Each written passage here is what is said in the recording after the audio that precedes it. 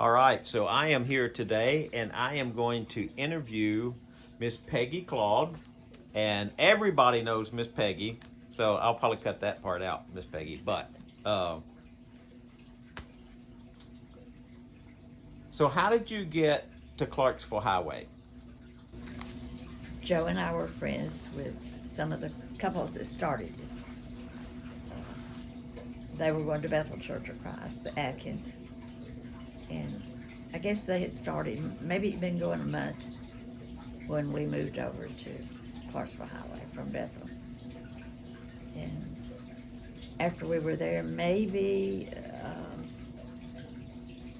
3 months, 2 months, Joe and I were baptized, and that's the journey that we started. We had all three boys by that time. So we were all young at Clarksville Highway that time. Most of us. I guess Robert and Grace were the oldest ones. Or John and Nina. John and Robert were really close in age. But we were just like a big happy family.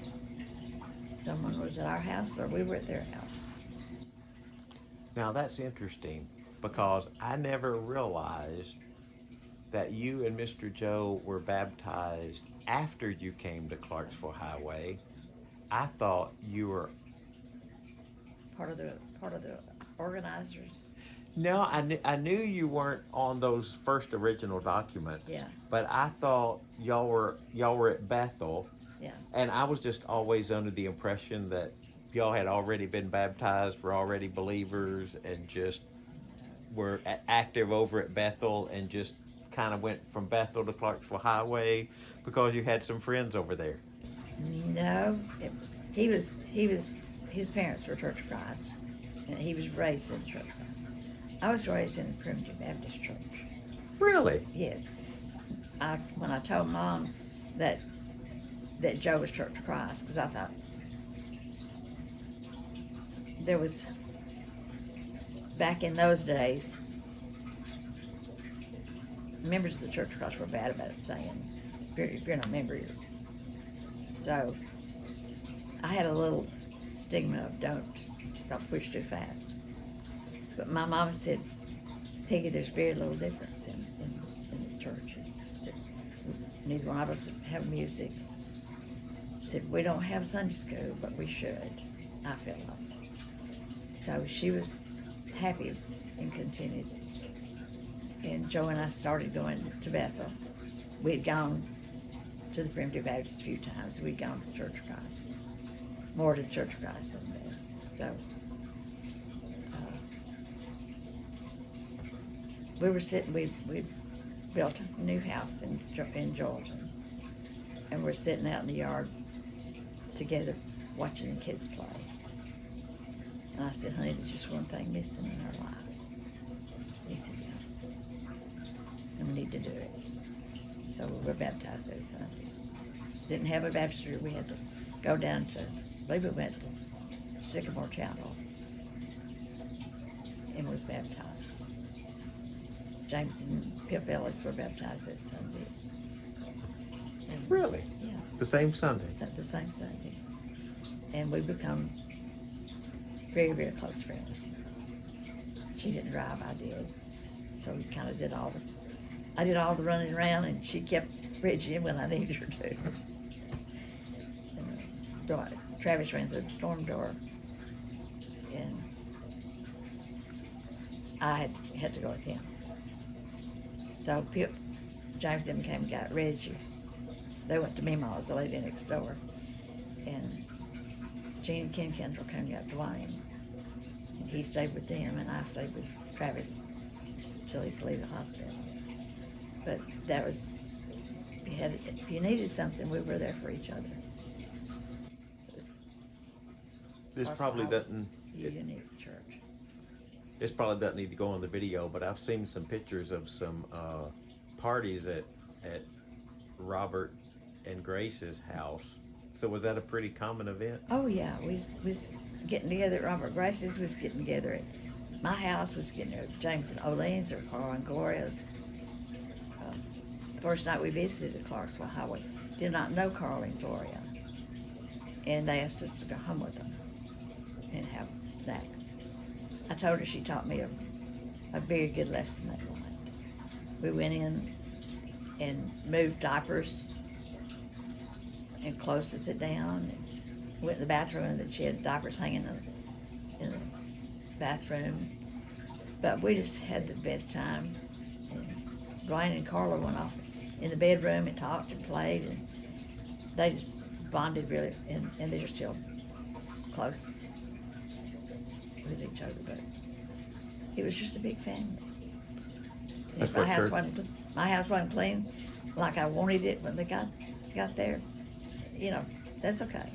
They weren't coming to see the house, they were coming to see us. Miss Peggy, that's really neat because that's what church is supposed to be. Oh, yeah. Just a big family. Yeah. And I think maybe one of the things that we miss now that we don't have nearly as much as we used to have is families just don't spend tons of time. I mean, we say that we're all busy, but that's not really what it is. We don't make time for it. Yeah. So how did you meet Mr. Joe? It's at school. He remembered me from, I was at a funeral, my uncle's funeral, and he saw me. And that week, he come up and talk to me. So did he ask you out first, or did you ask him out? Oh, he asked me out. Okay. I was too timid to ask him. So I didn't realize you went to school together. He was 2 grades ahead of me, so he went 2 years with me because he went to a junior high outside, not the main high school in Hickman County. He went to Nunley 2 years in high school, and I went to Centerville all 4 years. I didn't realize you were from Centerville. Yes, I was raised near Coble. Our first home was at Council's Bend, where we had to walk to school. That was my daddy's home place. But my grandmother Morrison, my mother's mother, needed us to stay with her to take care of her, so we moved from our home to her home, and I went to Coble. Fortunately, the bus went down in the front of our house. You get on the bus and you go to Coble School. But I could walk up the back of our house, maybe 100 yards, 200 yards, and get on the bus and go to Centerville. When I got in the 8th grade, I realized I'm not learning here. We could talk our teacher into going on a walk, going on a hike, going down the creek, and we had an open book test. So I knew I was going to be in high school. I had to have more education, so I went to Centerville my 8th grade. So if you both grew up in Centerville. Now, he grew up in only Tennessee. Right. But how did you end up in Nashville? How did you end up here? When he got out of the service, he wanted to farm, but farming was going to cost so much to get started. And when he was about 16, they got electricity, maybe older than that. They got electricity at his home. And his distant cousin's husband was an electrician, and they camped down at Joe and his farm at Sugar Creek, out Sugar Creek and Duck River. And when they found out Joe and them were fixing to get electricity, Jesse came and wired it for them, and Joe helped them. And Jesse said, "Boy, you're a good worker. If you ever want a job, you just come. You got one waiting for you." So they camped with us after we married, and I stayed with her when Joe had to go back to Fort Lewis, Washington, and I was pregnant with Dwayne. They said I couldn't travel, had to have a specialist and all this stuff, so I stayed with Sue while the period between the time he left until Dwayne was born. And so when Joe got out of service, he said, "JC, if your job offer is still available, I'd like to take you up on it." So that brought us to Licton Pike. Okay. So Jesse were over on White's Creek. So, if you could give advice to other families at Clarksville Highway, what would it be? Oh my goodness.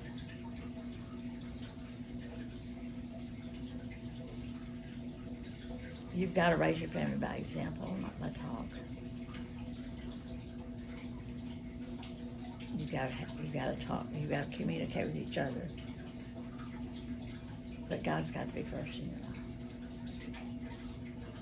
and everything falls in place. Just a lot of hard work, a lot of forgiving, a lot of loving.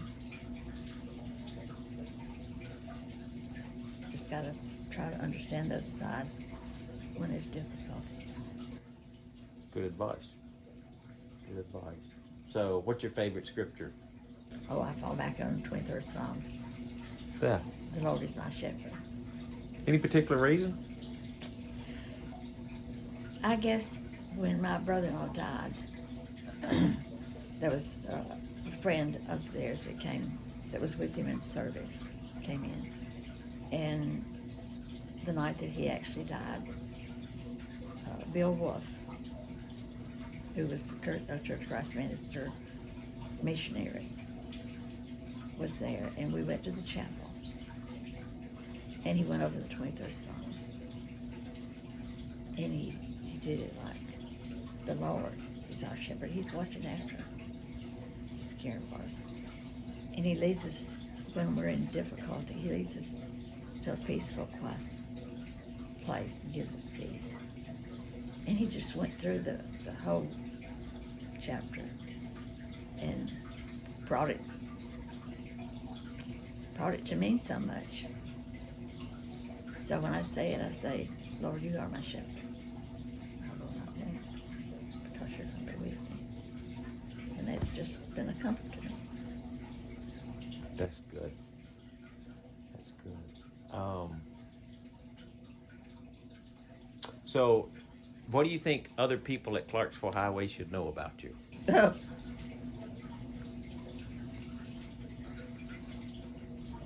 I care. And they're all part of my family. You know, you really are kind of like the church matriarch. I don't know about that. Well, I think you are. I mean, because a lot of people look at you, Miss Peggy, and they recognize you as a very godly Christian lady who's a great example, and you've been there. You've been there a little while. So I mean, I think a lot of people do. They kind of look at you like the church mother. And you know, you think about the Apostle Paul when he says, you know, you have you have many people around you, but you really only have one. And he called himself a father to them because, you know, he brought them into the faith. And I think people a lot of times look at Clarksville Highway and we kind of think, well, we got one mother. I call all my children too. Yeah, because I mean, through the years you have done so many things. I mean, for years you planned all the baby showers and the wedding showers, and then you taught in the classes, and so you've made relationships with everybody who's been through there, and you've been kind and caring and compassionate, and you've been a great role model for people. And I think, you know, I just think you're kind of recognized just kind of like as the matriarch, the mother of Clarksville Highway. I'm the oldest. I didn't say that. Fact is fact. Is there anything else you'd like to say? Anything else you think people need to know?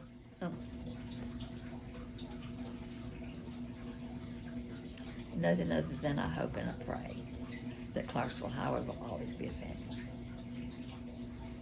Not find faults or pick at other people's shortcomings. We've all got them. We expect them to overlook ours. We got over theirs too. It's two-way street. So. You just gotta always care. So I pray that Clarksville Highway will always be there. Good advice.